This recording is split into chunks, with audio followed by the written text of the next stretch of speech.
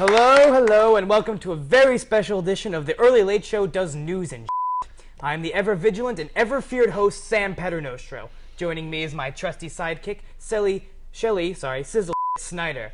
This week's show is special because we're changing the format. That is, we've been spending the past few weeks standing around with our dicks in our hands. So we're doing this episode as a giant news break. And without further ado, content! This past weekend was Halloween. Halloween is easily the best holiday known to man. This is mostly because it's my favorite holiday.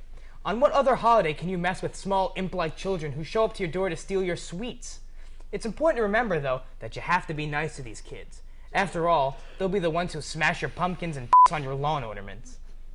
Reckless vandalism aside, Halloween is a chance to be someone you're not.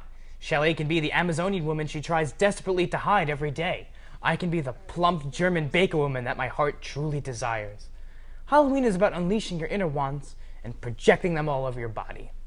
Halloween is also about decorations and proving that you've got the best ones, which leads me to a huge point of contention I hold against the Metzger Drive apartment community. You see, the Metzger staff and community hosted a door decorating contest in honor of Halloween. The rules were simple. Decorate your door. First place gets your toaster oven. My goal was similarly simple. Win the goddamn toaster oven at all costs. So I hatched another, equally simple plan. I would make my door look like a saloon. Everything was made out of cardboard. A cactus, tumbleweed, a broken fence, a wagon wheel, all three-dimensional and made out of cardboard. On the door itself, we had wanted posters for each roommate as well as our friends. And the icing on the cake? Swinging f***ing cardboard doors. And when the judges came, we all spoke in southern accents, wearing cowboy hats and remaining in character. All that effort for nothing. So we didn't win. And you know what won? Roscoe the Lion. He looked like an autistic child drew him. Even the runners-up were terrible. A green construction paper door with construction paper scarecrows for each suite-mate. One for Trisha, one for Olivia, one for who the f*** cares. It looked like a kindergarten bulletin board. And to top it off, the door said, Happy Pumpkin Day. What the f*** is Pumpkin Day? It's called Halloween. Are the judges illiterate? Do they not have calendars or common sense? I swear that puke fest of a door isn't even worthy of being torched. Anyway, my bitterness aside, the past weekend was a huge weekend for Washington, D.C. That's right, the rally to restore sanity and or fear. So Shelley and I have decided to determine which side won the rally based upon protest signs. Let's go! Face off! I'm for the separation of church and hate. What do you got for that? Of course she's here for fear. She's probably flown halfway across the country from some God-fearing mining town in the Midwest, and everyone knows mining towns fear God. I think that there's some Chileans that can attest to this. I disagree. I think it's sad. I mean, obviously it's a play on the separation of church and state. Never heard of it. You've never heard of it? No. Never. The whole churches can't make laws about who you can marry and who you can't, and babies and that. You've never heard of this.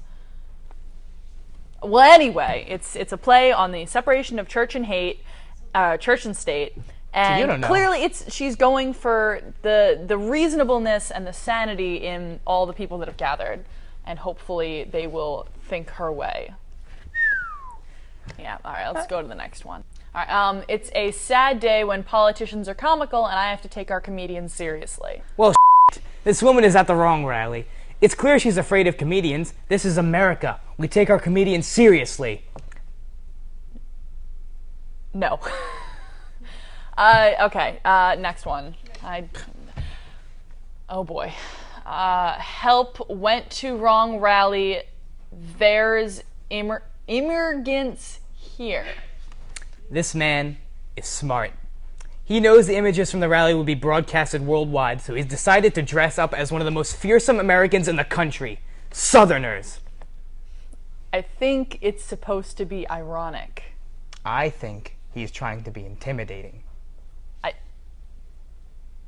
I think he intentionally spelled the stuff wrong to make it seem like Southerners are the most ignorant people in America, which they are, but he just wanted to bring it up. And he spent the morning ironically cleaning his shotgun? I doubt that.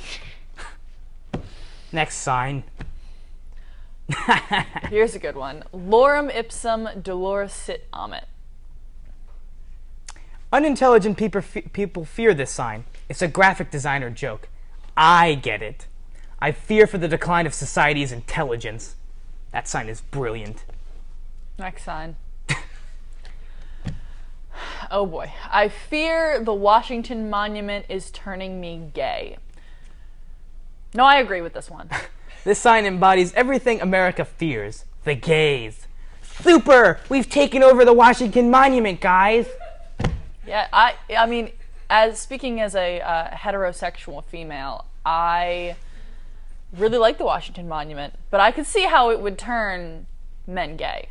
It got me. It's wonderful. It's also, the size of it just would turn any girl gay as well. Or in half. Have you ever been faced with something that big coming at you head on? Nope. I have. It's scary. I don't like it. Let's move on. Okay. What do we want evidence-based change? When do we want it? After peer review. This sign indicates a very scary fact about the American people. We're all illiterate. I have no idea what that says or means. No, it's a calling for sanity. They want time-based reviews and like movie reviews? Like scientists and learned people studying the case so that they can pass it and make a well-reasoned and a well-educated response to it. So by scientists and well-learned people, you mean Bill Nye and Big Bird? Yes, that's exactly what I mean. Next sign. Hitler, not Hitler. They have totally different hairstyles. Oh, what's that monkey doing next to the mustache guy? Get it off now! This is terrible. I agree. I mean, honestly, the guy with the little tiny square mouth shouldn't be next to the monkey.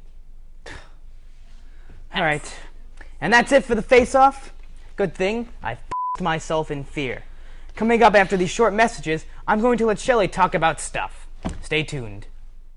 Tomorrow is the day that I write my song.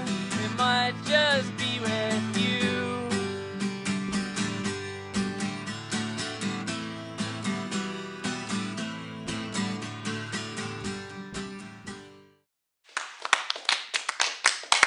And we are back.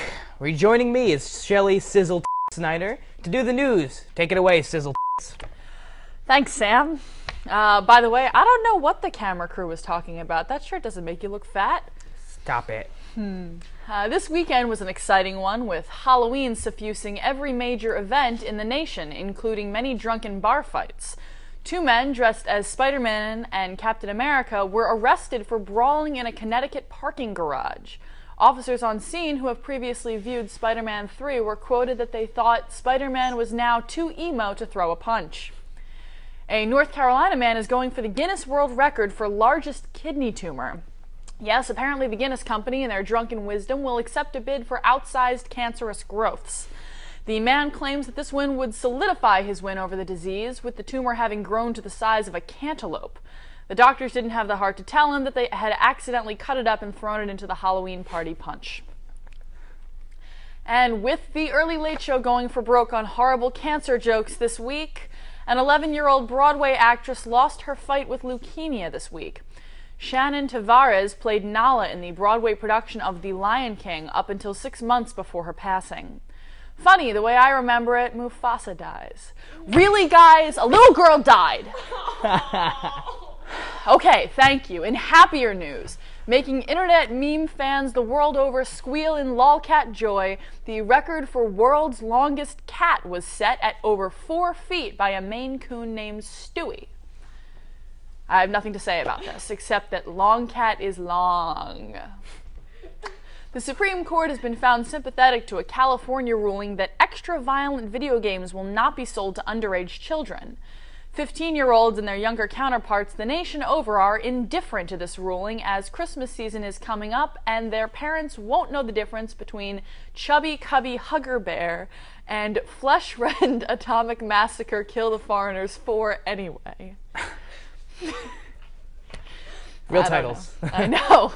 Another Disney Channel star is headed to rehab after she was forced to pull out of a Latin America music tour due to her need to address emotional and physical issues. Those issues being her incessant need to heave up anything that passes her lips. Disney is embarrassed by this obvious finger pointed in their direction, forcing their new teen idols to maintain a weight equal to their shoe size.